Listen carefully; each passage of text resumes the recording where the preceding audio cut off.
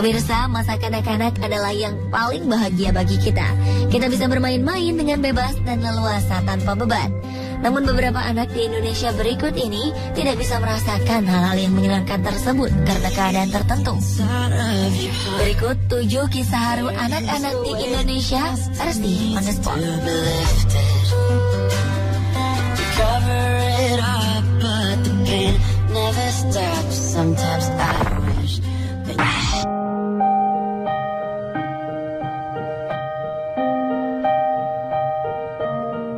Usianya boleh masih sangat muda, yaitu sekitar 8 tahun.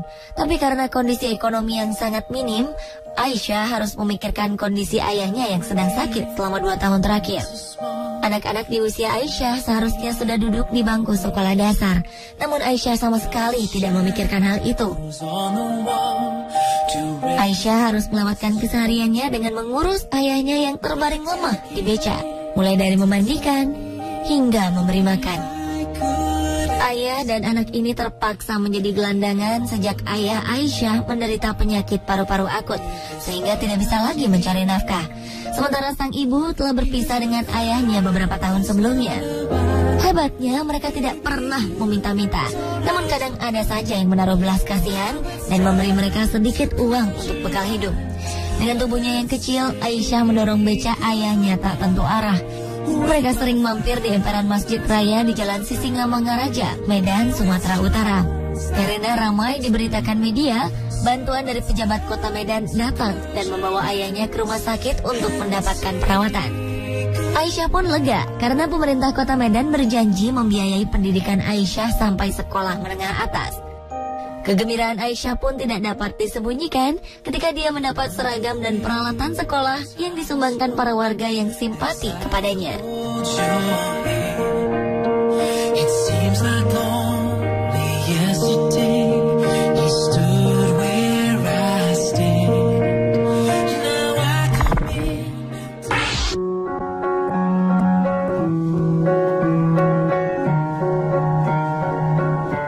Selanjutnya, memiliki 7 saudara dengan keadaan ekonomi keluarga yang pas-pasan memaksa Sony untuk rela berhenti sekolah. Anak ketiga dari 8 bersaudara ini memilih untuk menggembalakan bebek yang telah dipelajarinya sejak umur 5 tahun. Setiap pagi, Sony mengantarkan adik-adiknya berangkat ke sekolah.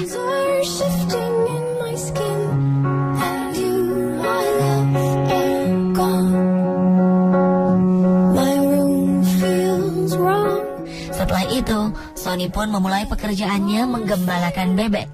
Bebek-bebek yang menjadi tanggung jawabnya ini harus selalu terjaga agar tidak tercerai-berai dan hilang. Dia menggiring kawanan bebek tersebut ke sawah bekas panen untuk mencari makanan, dan harus menjaga agar bebek-bebek ini tidak merusak sawah yang harus ditanami padi. Selepas menggembala bebek, Sony memanfaatkan waktunya untuk mengumpulkan tutut atau keong sawah yang banyak hidup di tengah lumpur. Keong ini akan dia jual untuk menambah penghasilannya.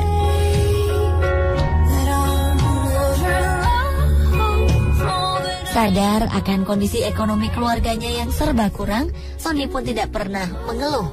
Sehabis bekerja, dia menyempatkan diri memijat-mijat ayahnya yang sudah sakit-sakitan. Selain Sony, kedua kakaknya pun sudah bekerja sebagai buruh pabrik. Namun penghasilan mereka tetap saja tidak cukup untuk memenuhi kebutuhan keluarga ini.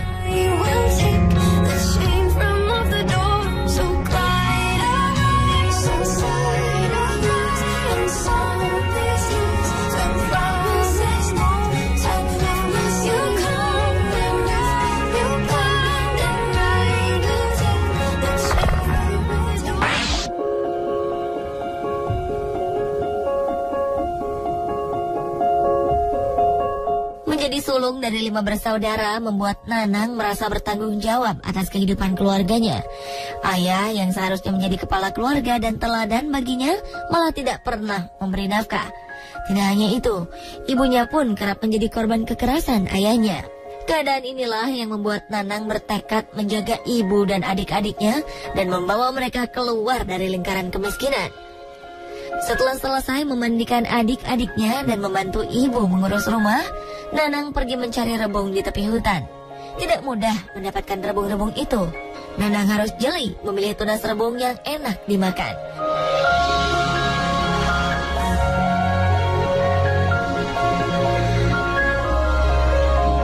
Belum lagi Nanang harus berhadapan dengan sekawanan semut merah yang biasanya bersarang di bawah rimbunan bambu. Ketika rebung terkumpul, Nanang langsung mengupas rebung-rebung itu di hutan agar bulu-bulu gatal pada rebung terlepas dan tidak melukai kulit adik-adiknya.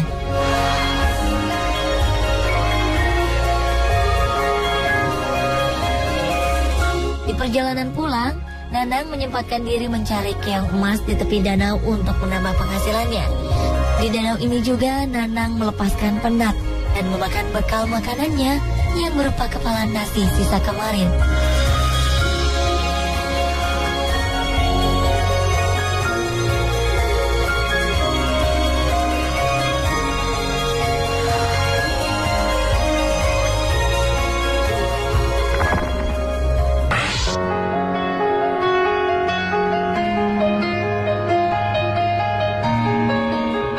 Waktu senggang bagi anak-anak biasanya dihabiskan untuk bermain dengan teman-temannya. Namun tidak bagi gadis kecil bernama Wina ini. Wina harus menjauhkan diri dari kesenangan itu. Himpitan ekonomi yang menimpa keluarganya memaksa Wina harus mencari uang tambahan agar tetap bisa bersekolah. Sepulang sekolah, Wina harus menyelesaikan semua pekerjaannya dan tugas sekolah sebelum malam tiba. Rumah gubuknya tidak memiliki listrik, dan mereka hanya memiliki sebuah lampu damar untuk menerangi rumahnya di malam hari. Seperti mengejar waktu, Wina mulai mengerjakan tugas sekolah, membereskan rumah, dan membuat sapu lidi hingga matahari terbenam. Selain itu, Wina juga harus berkeliling menjajakan sapu lidi yang harganya Rp3.000 dengan perut kosong. Uang yang terbatas membuat Wina dan keluarganya sering harus melalui hari tanpa mengisi perut dengan makanan yang cukup.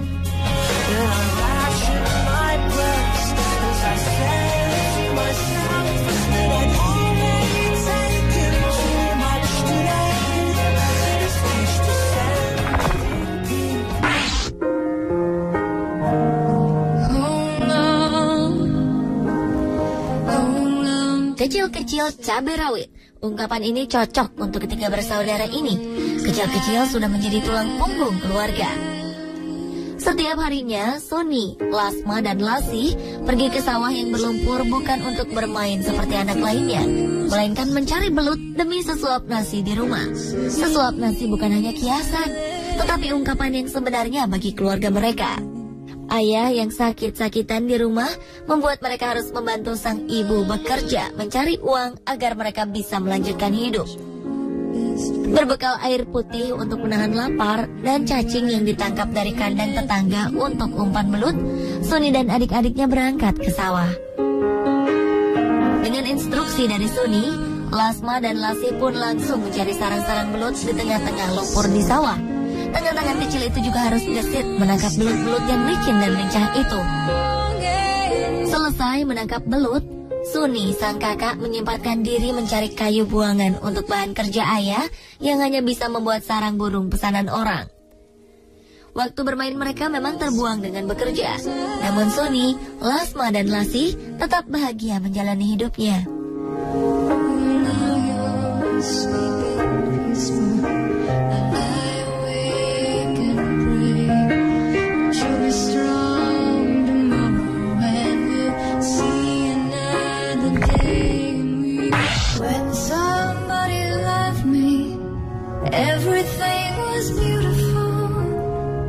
Jika mendengar kisah hidup bocah bernama Lilis ini, siapapun mungkin tidak ingin menjalani hidup seperti yang dia alami. Namun Lilis dengan tabah dan tersenyum mengerjakan semua yang dia bisa kerjakan, termasuk ikut merawat ayahnya di rumah sakit. Lilis terlahir dengan tubuh normal dan sempurna. Namun di usianya yang baru menginjak 1 tahun, Lilis mengalami demam tinggi. Ketika itu juga, sang ibu harus berpulang ke Yang Maha Kuasa. Kurangnya biaya hidup membuat Lilis tidak bisa mendapat pengobatan yang bisa menyembuhkan demamnya. Lilis pun akhirnya sembuh dengan sendirinya. Namun dia menderita lumpuh dan bisu. Dengan keadaan seperti ini, Lilis hanya bisa bergantung kepada nenek yang merawatnya setiap hari. Sang ayah yang diharapkan berada di sampingnya pergi entah kemana. Keberadaan ayahnya baru diketahui ketika sang ayah tertembak polisi karena mencuri motor untuk biaya menikah lagi. Mendengar ayahnya terbaring di rumah sakit, Lilis yang tidak menyimpan dendam itu langsung menawarkan diri untuk ikut merawat ayahnya di rumah sakit. Dengan tersenyum, bocah berusia 7 tahun ini merawat ayahnya didampingi oleh neneknya. Lilis sangat senang ayah yang sudah lama ditunggunya akhirnya kembali ke sisinya.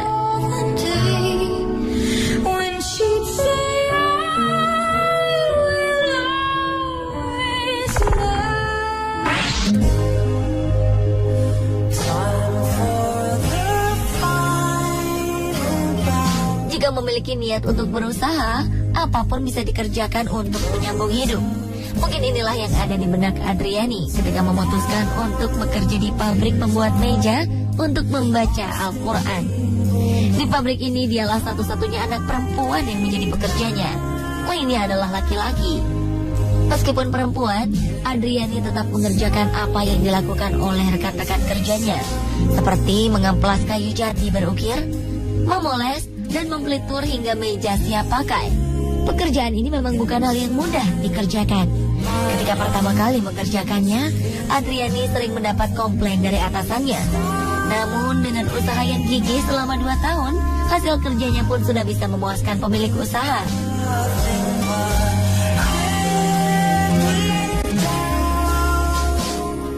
Adriani memang memiliki ayah dan ibu yang masih sehat dan kuat.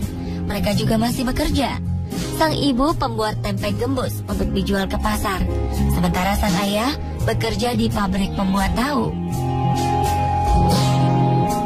Namun Adriani memiliki cita-cita untuk menjadi guru.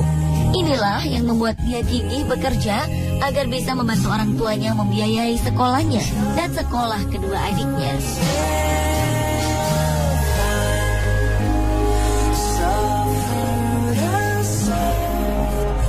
Pemirsa, itulah 7 kisah haru anak-anak di Indonesia.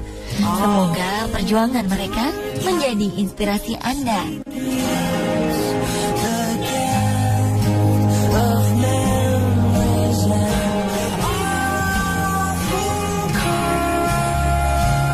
Para buruh yang mandor pasar hidup Kemang ini, ya kan, adalah karena yang pertama itu kita lihat dulu, kita flashback belakang statusnya dulu, keberadaan mereka. Mereka ini secara undang-undang belum bisa dikategorikan sebagai tenaga kerja atau tidak memiliki hubungan kerja industrial. Jadi belum tercover, ya, belum terakomodir di dalam sistem undang-undang perburuan kita di Indonesia. Nah, mereka adalah tenaga kerja luar hubungan kerja. Dengan status itu, maka timbullah kesewenang-wenangan di sini. Ada potensi-potensi untuk memanfaatkan keberadaan buruh secara tidak bertanggung jawab. Oleh siapa? Oleh jelasnya oleh pihak pengelola. Nah, ditambah lagi bahwa pengelola dalam hal ini di Pasar Induk Kemang Bogor itu masih dikelola oleh swasta murni. Belum ke PD Pasar, seperti pasar-pasar induk yang lain, misalnya Kramat Jati, Pasar Tanah Tinggi, atau pasar-pasar yang lainnya sudah masuk. Seperti di Kabupaten Bogor ada Pasar Bauga, ya kan? Nah, itu sudah masuk ke pengelolaan pemerintah lewat PD Pasarnya. Kita belum. Sehingga ketika buruh ini diperlakukan secara tidak adil atau tadi ada diskriminasi, kita buruh ini nggak tahu melapornya kemana, ngadunya kemana. Ngadu ke dinas perburuhan, oh Anda belum termasuk di dalam kategori pekerja atau tenaga kerja. Ngadu ke pemerintah, ya itu kan hubungannya pribadi nih, antara privat dengan perorangan, ya kan? Nah, ini yang kita ingin jembatani kemudian. Nah, oleh karena itu, karena kita belum melihat ada payung hukum yang menaungi secara jelas, maka kita dirikanlah dulu setidak-tidaknya ada dulu asosiasinya, ya, namanya Paguyuban Buruh Bongkar Muat Pasar Induk Kemang Bogor. Yang dalam kenyataannya asosiasi itu adalah merupakan perwujudan dari serikat pekerja yang ada di Pasar Induk Kemang ini, walaupun mereka masih berstatus tenaga kerja luar kerja. Jadi itu yang kita ingin berikan penguatan kepada buruh ini lewat paguyuban itu antara lain. Lalu ada lagi kerawanan-kerawanan yang lain, jaminan sosial. Nah, seperti misalnya ketika mereka kecelakaan kerja, sakit, ataupun tidak bisa melaksanakan pekerjaannya karena kendala-kendala yang sifat berhubungan dengan kesehatan, tidak ada jaminan. Tunjangan hari tua, tidak ada jaminan tentang itu. Nah, termasuk pemecatan secara sepihak, pemberhentian secara sepihak semau-maunya, ya kan, pemecatan, penggantian, replacement, ya kan, replacement itu semau-maunya aja, semau-mau siapa, semau-mau pengelola dalam hal ini sudah diwakilkan, dikuasakan kepada yang mereka sebut subkontraktor, walaupun secara formilnya juga kalau dia bilang sebut subkontraktor harusnya ada surat kontraknya. Nah, surat kontrak itu kan harusnya institusi ya, corporate, berarti harus ada dibuatkan di notaris sebagai akta. Tapi yang di sana tidak pernah kita lihat dan tidak pernah diperlihatkan, walaupun pernah dimediasi oleh pemerintah sampai di tingkat muspika ya. Nah, itu tidak ada diperlihatkan. Nah, karena jelas cacat hukum. Nah, kan di sini posisi saya kebetulan selain penasehat di paguyuban, saya juga kepala biro hukum di LPK ini dan saya sebagai kuasa hukum dari paguyuban itu. Nah, otomatis kan saya sangat paham seperti apa anatomi hukumnya berkenaan dengan keberadaan pasar induk Kemang ini. Nah, pemerintah dalam hal ini muspika memang waktu itu pernah diperlihatkan secara simbolis saja, tapi cuma koknya aja dari jauh. Ini oh ada, sudah benar. Nah, padahal itu sudah tidak diperlihatkan kepada kita karena pasti cacat hukum. Nah, definisi surat kontrak itu ada batasan-batasan secara kenotariatan ataupun secara administratif maupun secara hukum formil. Lalu kalau tadi saya bilang dia subkontraktor, ya minimal dia punya badannya kan, badan usahanya apa, ada CV, ada PP, ada firma, ada koperasi. Ini nggak ada sama sekali. Nah, ini hal-hal yang memang sangat merugikan kepada pihak buruh kemudian dari sudut implikasinya yang terjadi. Nah, hal ini sudah kami publish lewat broadcast kita di yudaputranews.com, ya kan? Itu udah, kalau Kota Bogor mungkin udah ini ya udah jenuh dengan itu.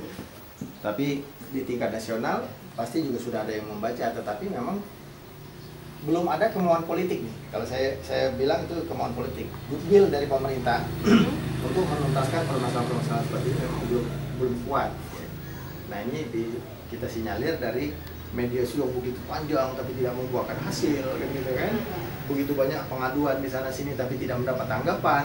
Bahkan kita sudah bawa ada beberapa satu hal khususnya berkaitan dengan penggelapan dana, dugaan penggelapan dana, kita bawa ke ranah hukum.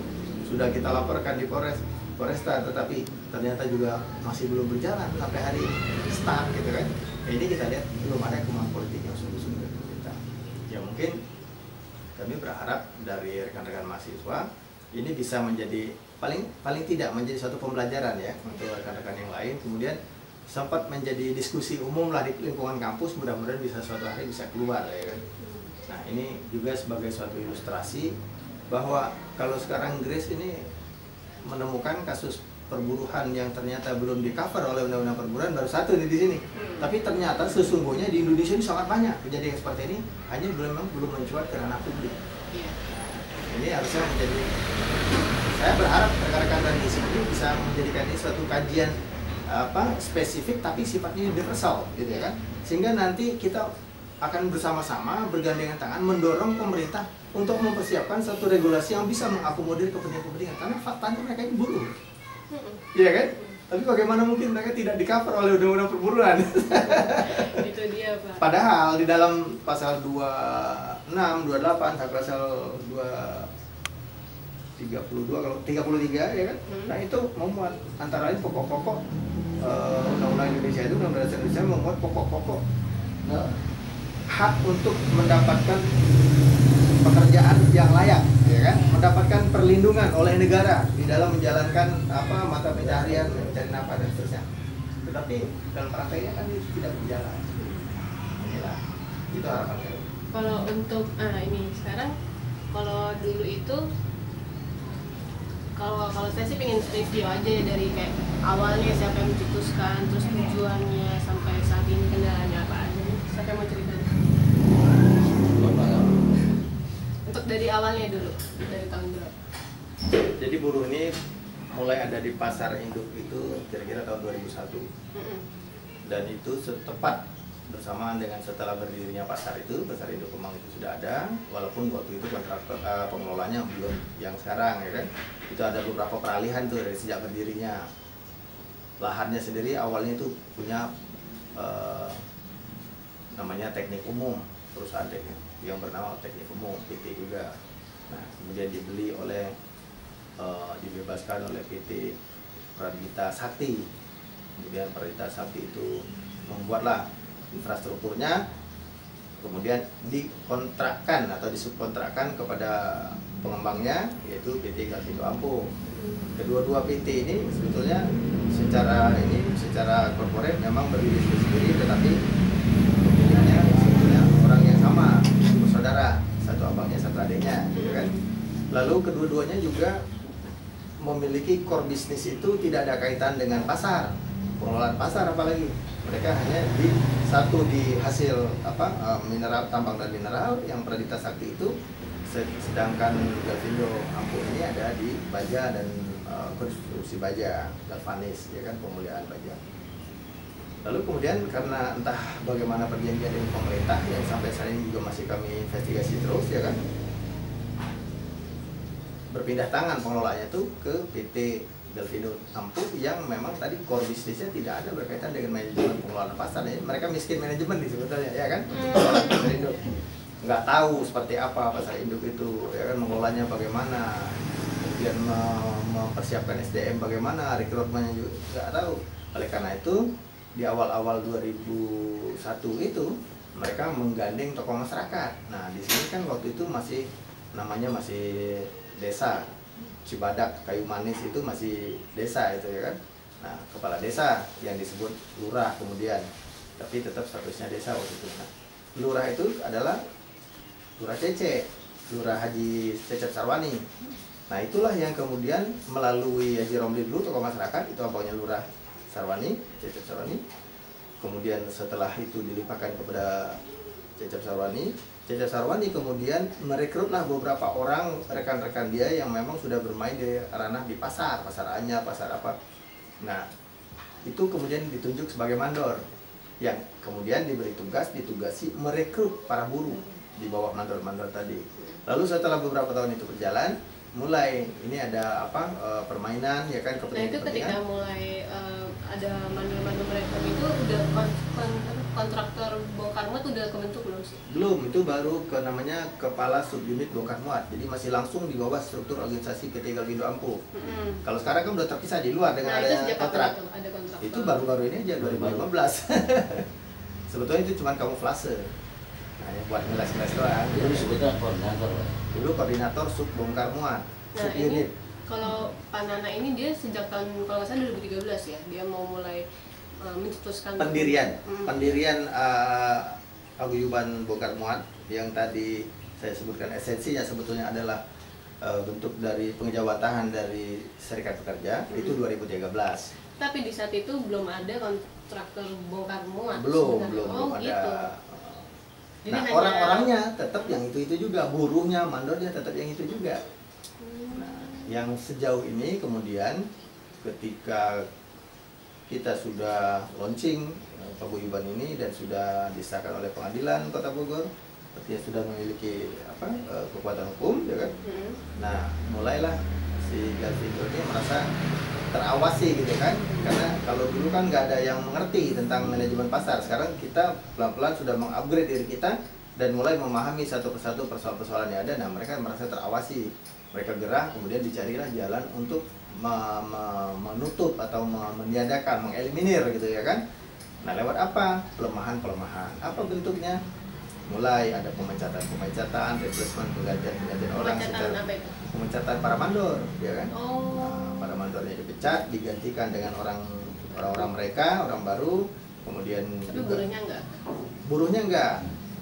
Buruhnya enggak. Tapi tetap saja buruh ini kan akhirnya menjadi komoditi karena mandor-mandor yang mereka tunjuk itu kemudian yang notabene banyak preman-premannya, ya, itu melakukan pemalakan secara liar-liar kemudian pada para buruh dan pedagang. Pasti, ya kan. Nah, yang biasanya kalau mandor-mandor kita itu kan bekerja tidak memasang tarif kepada para buruh. Jadi ada berapa persen dari upah buruh itu kalau menurut kesepakatannya itu 25% itu dikontribusikan kepada mandornya gitu kan. Tetapi mandor-mandor kita selama ini tidak seperti itu ya, sudah lah, yang penting mereka ada kontribusinya walaupun tidak 25%, karena kan itu juga variatif ya penghasilan buruh itu ya kan. Nah tapi sekarang ini pokoknya harus sekian, bahkan kadang-kadang udah 25% diambil minta lagi tambahan gitu. Nah ini kan memberatkan para buruh juga kemudian ya kan. Nah, tapi sayang memang secara formil para buruh termasuk pedagang juga yang sering menjadi sasaran empuk orang-orang ini tidak berani mengadukan perkara ini pokoknya karena hukum. Jadi memang secara hukum agak sulit untuk pembuktiannya. Tetapi itu seperti kentut aja ya kan, nggak bisa dilihat tapi baunya ada gitu.